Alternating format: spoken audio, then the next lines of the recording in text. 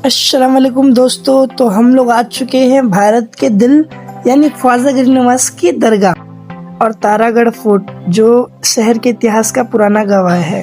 आना सागर लेक जो कि रात का अलग ही मंजर होता है और शायद आज हमें कुछ ऐसा यहाँ मिले जो फोटो में नहीं हमारी यादों में बस जाए। और क्या पता ये अजमेर शरीफ हमें कुछ अपनी राज ही बता दे।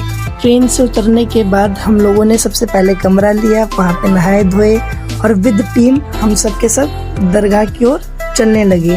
और जैसे ही हम लोग दरगाह की ओर चलने लगे हमने देखा कि यहाँ सुबह 6 बजे काफ़ी भीड़ थी। फिर हमने फूल खरीदा ख्वाजा गरीबनवाज की दरगाह पे चढ़ाने के लिए और उसके बाद हम लोग दरगाह की ओर आगे बढ़े। और उसके बाद जैसे ही हम लोग दरगाह में एंटर होते हैं हमारे चेहरे पे एक अलग ही नूर, अलग ही खुशी आ जाती है। जैसे ही हमारी नज़र पड़ती है ख्वाजा गरीबनवाज की दरगाह पे, मतलब क्या बताऊं, अलग ही लेवल की खुशी थी वो हमें महसूस हुई। ये है अजमेर शरीफ की बड़ी डेग जिसमें लोग चंदा देते हैं और यहाँ पे लंगर कराए जाते हैं। जैसे हमने बड़ी डेग देखी उसमें अपना डोनेट करा और उसके बाद फिर हम आगे बढ़ जाते हैं छोटी डेग की ओर, क्योंकि यहाँ पे 2 डेगे हैं ख्वाजा गरीबनवाज की दरगाह में। अब ये हम चल जाते हैं छोटी डेग की ओर। ये और यहाँ की छोटी डेग है, यहाँ पे भी काफ़ी लोग आते हैं और डोनेट करके जाते हैं। हम यहाँ से अब बढ़ जाते हैं आगे ख्वाजा मोइनुद्दीन चिश्ती की दरगाह की तरफ। दरगाह में फूल चढ़ाने के बाद, फातिहा पढ़ने के बाद हम आ जाते हैं बाहर और हम चले जाते हैं दरगाह के दूसरे गेट की तरफ।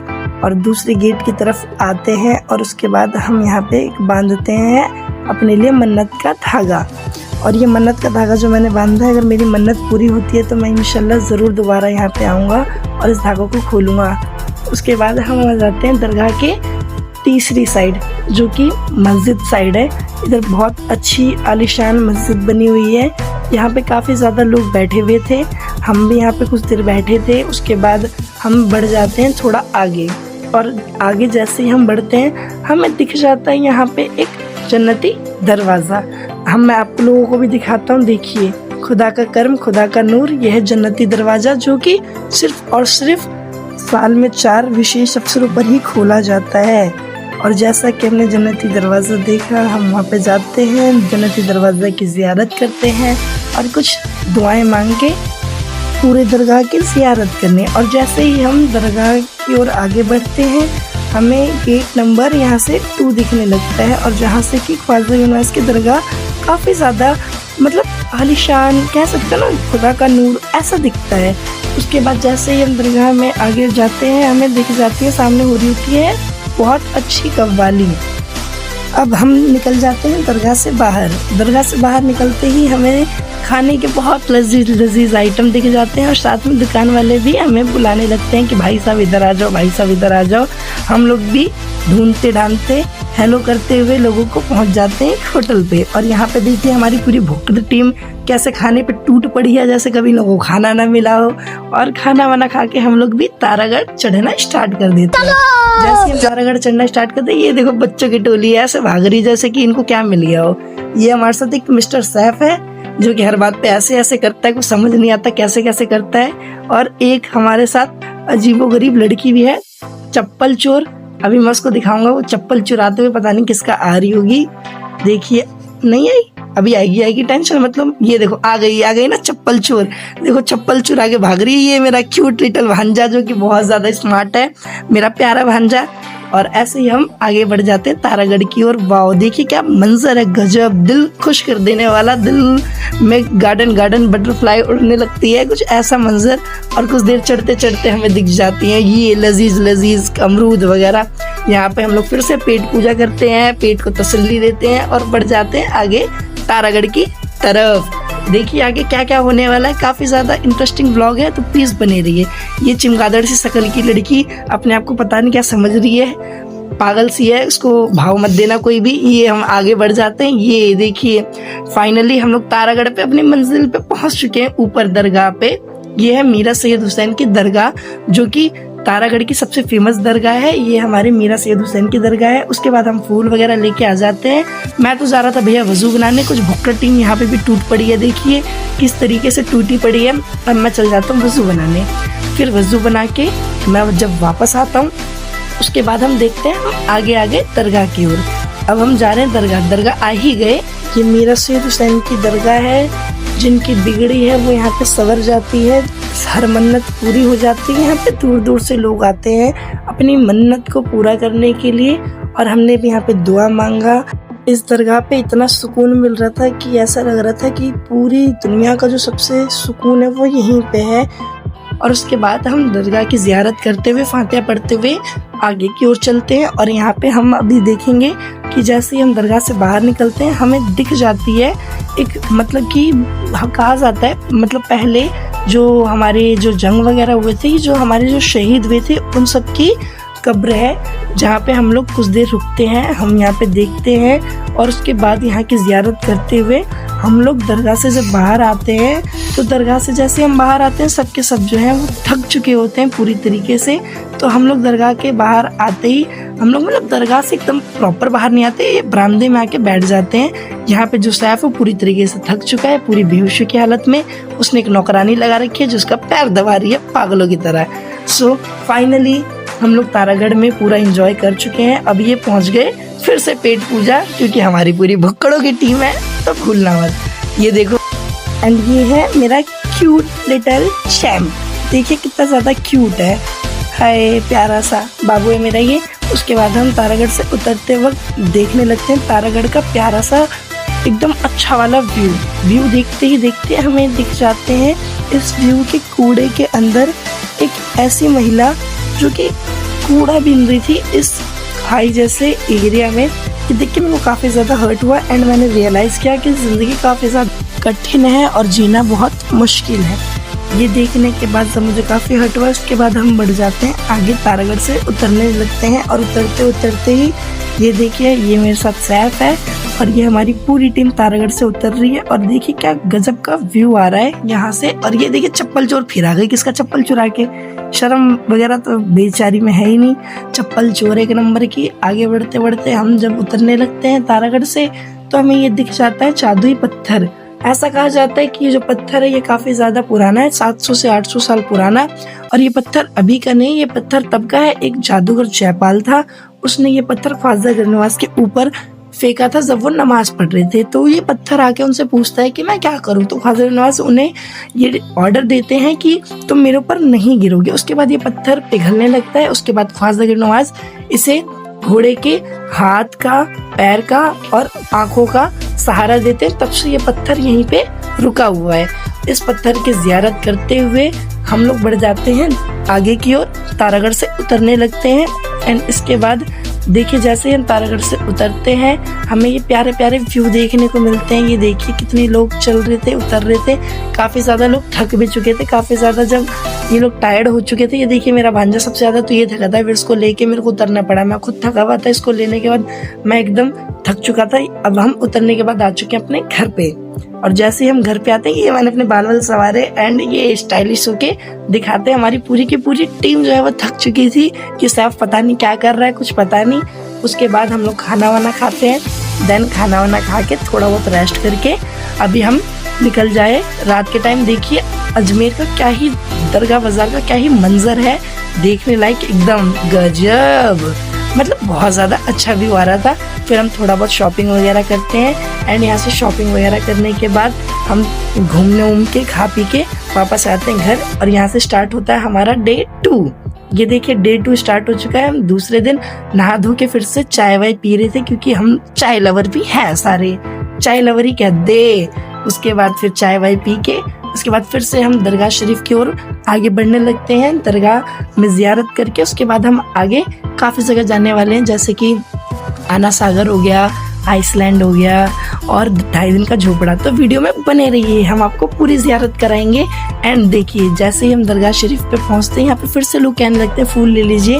हम उनको बोलते हैं कि हम पहले आ चुके हैं। इसके बाद हम दरगाह में वापस एंटर होते हैं। आज काफ़ी ज़्यादा यहाँ पे भीड़ होती है, क्योंकि आज शब बारात का पहला दिन होता है, चांद रात का पहला दिन होता है। इसके बाद जैसे ही हम यहाँ पे आते हैं, यहाँ पे काफ़ी ज़्यादा भीड़ होती है। हम थोड़ी देर यहाँ पे रेस्ट करते हैं और यहाँ पे थोड़ा बहुत रेस्ट करने के बाद फिर से हम निकल जाते हैं दरगाह के चारों ओर ज़ियारत करने के लिए। और जैसे ही हम दरगाह की ओर आगे बढ़ते हैं, देखिए ख्वाजा गढ़नवास की दरगाह कितनी प्यारी दिख रही है। ये मेरा सपना था यहाँ पे आना। वैसे मैं यहाँ पे कई बार आ चुका हूँ, बट फिर भी यहाँ पे मैं जितनी बार आता हूँ मेरे दिल को ऐसा ही लगता है कि मैं कितनी बार आऊँ, बार बार आऊँ। और यहाँ पे जैसे ही मैं आगे बढ़ता हूँ, ये देखिए दरगाह का एग्जिट गेट है और ये यहाँ पे सामने कव्वाली हो रही है, जो कि बहुत बेहतरीन कव्वाली थी। मैंने कुछ देर यहाँ पे सुना भी। और उसके बाद यहाँ पे हम आगे की ओर बढ़ते हैं, जहाँ से फूल ज़ियारत की जाती है। आगे की ओर हम आपको दिखाएंगे, दरगाह भी बने रही है व्लॉग में। एंड हम आगे बढ़ते हैं और देखिए, वैसे यहाँ पे फ़ोटो वीडियो लेना मना होता है, बट काफ़ी लोग मानते नहीं। मैंने खुद ने वीडियो बनाई है। ये देखिए ख्वाजा गरीब नवाज की दरगाह, जहाँ पे फूल वगैरह चढ़ाए जा रहे थे। ये हमने वापस से ज़ियारत करी यहाँ पे, और ज़ियारत करके अब हम निकल जाते हैं आना सागर लेक की तरफ। आगे बने रहिए वीडियो में। देखिए आना सागर लेक, जो कि काफ़ी बड़ी है और काफ़ी ज़्यादा सुंदर है। और यहाँ पे रात का जो मंजर होता है काफ़ी अच्छा होता है। ये आइसलैंड है, पानी के बीचों बीच में, बहुत बेहतरीन पार्क है। अभी हम लोग वहाँ पे जाने की सोच रहे हैं, बट सबसे पहले हम पता करेंगे प्राइस। कहीं हमारे औकात के बाहर हुआ तो हम लोग नहीं जाएंगे। अब यहाँ पे कुछ देर एंजॉय करने के बाद, कुछ फोटोज वगैरह लेने के बाद, सबके सब फोटोज में लगे पड़े थे और मैं अपनी व्लॉगिंग में लगा पड़ा था। ये देखिए अंकल कुछ सामान बेच रहे थे, कुछ लालच तो आ रहा था, बट पैसे की कमी होने की वजह से हमने नहीं लिया। और अब हम बढ़ जाते हैं पार्क की ओर, जहाँ से आइसलैंड जाने का रास्ता होता है, जो हमने अभी दिखाया। ये देखिए, तो अभी हम यहाँ पे जा रहे हैं। अब रास्ते में हम जैसे आगे बढ़ते हैं, हमें दिख जाते हैं, ये देखिए कुछ आटे के गोले गोले कुछ बने होते हैं, और ये दाने वगैरह होते हैं कबूतर के लिए। और वो जो आटे का था वो इसमें माना जाता है आना सागर में डालो तो बहुत सारी मछली आती है खाने। ये देखिए कबूतर दाने डालने के बाद किस तरीके से, ये देखिए इनका घर प्यारा प्यारा है। दिल एकदम खुश हो जाता है इनको देखने के बाद। ये सब व्यू खासकर अजमेर में, राजस्थान पहाड़ी एरिया में ही देखने को मिलता है। ये देखिए अब पहाड़ को चीरते फाड़ते हुए हम पहुंच चुके हैं पार्क के अंदर। यहाँ से आना सागर का अलग ही व्यू देखने को मिल रहा था। ये देखिए ये तीनों के तीनों बानर अपने फोटो वगैरह में लगे पड़े थे, और मैं, ये देखिए ये सबसे बड़ा बानर है। ये देखिए इसको डर वर लगता नहीं है, गिरता पड़ता रहता है, इसको चोट भी नहीं लगती। अब ये बकवास करते करते अब हम पहुंच चुके हैं आगे की ओर। अब हम जा रहे हैं उस आना सागर के बीचों बीच में जो आइसलैंड है, उसके टिकट का प्राइस पता करने, ताकि हम लोग भी जा सके। मैं अजमेर काफ़ी बार आया हूँ, बट मैं कभी गया नहीं, बिकॉज मेरे को सब लोग कहते हैं तो छोटा है, लेकिन अब की बार मैं चाह के रहूँगा, क्योंकि अब मैं छोटा नहीं हूँ। तो हम बढ़ जाते हैं आगे प्राइस का पता करने की, कितना प्राइस है। और जैसे ही हम आगे बढ़ते हैं, ये देखिए प्राइस यहाँ पे था। प्राइस हमारा 150 रुपये पर पर्सन अडल्ट के लिए, एंड जो 10 साल से नीचे थे उनका प्राइस था 80 रुपीज। ये हमारे लिए अफोर्डेबल था, इसलिए हम बैठ गए बोट में विद टीम। पूरा बच्चा पार्टी इसमें बैठा हुआ था। हम सब आगे बढ़ जाते हैं। ये देखिए माई लिटिल चैम्प फिर से आ गया। उसके बाद जैसे ही हम आगे बढ़ते हैं, जैसे ही बोट चालू होता है, सबके फेस पे अलग ही स्माइल और अलग ही खुशी होती है। और जैसे ही बोट चालू होता है, सबके सब वीडियो बनाने लगते हैं, समंदर में किनारा तू। जल्दी जल्दी कमेंट करके बताइए कि किस किस ने बोटिंग राइड करी है। मेरे को तो काफ़ी अच्छा लगता है, वैसे मैंने काफ़ी बार करी है, बट अमेजिंग होता है भाई जो भी है। और ये हम आ चुके हैं आइसलैंड में, जो कि चारों तरफ पानी से घिरा है आना सागर के। और यहाँ पे भी आके हम क्या करते हैं, चाय पीते हैं, बिकॉज चाय लवरी कहते हैं। उसके बाद अब मैं आपको दिखाने जा रहा हूँ इस आइसलैंड का पूरा व्यू। वैसे तो एक तरफ से देखा जाए तो कहने के लिए काफ़ी ज़्यादा बेकार है, क्योंकि यहाँ पे कुछ है नहीं, ओनली पार्क है। बट यहाँ पे जो आएगा, यहाँ पे जो सुकून लेगा ना, शांति जो है, वो प्यारी प्यारी हवाएं, चिड़िया का कूकू, वो अलग ही लेवल का था यार। काफ़ी ज़्यादा सुकून भरा था। ये देखिए डायनासोर, जो आजकल तो दिखते नहीं, बट मैंने देख लिया। अब ये देखिए बीचों बीच गार्डन था, एंड यहाँ पे अलग ही लेवल का व्यू था, जो कि चारों तरफ से पानी से घिरा था। मैं फर्स्ट टाइम आइसलैंड पे आया था। आप में से कौन कौन गया है कमेंट में ज़रूर बताना। और ये यहाँ पे देखिए कुछ खाने पीने की चीज़ें बिक रही थी, और उसके बाद हमारी चाय जो थी वो रेडी हो चुकी थी। हम पहुँच जाते हैं फिर से चाय पीने, क्योंकि मैंने चाय का ऑर्डर दे रखा था। चाय आ चुका है, ये देखिए सैफ पी रहा है, ये बानर पी रही है, और ये भी पी रही है। और अब देखिए माई प्यारा प्यारा चाय। और मैं एक रील बनाता हूँ, ये देखिए।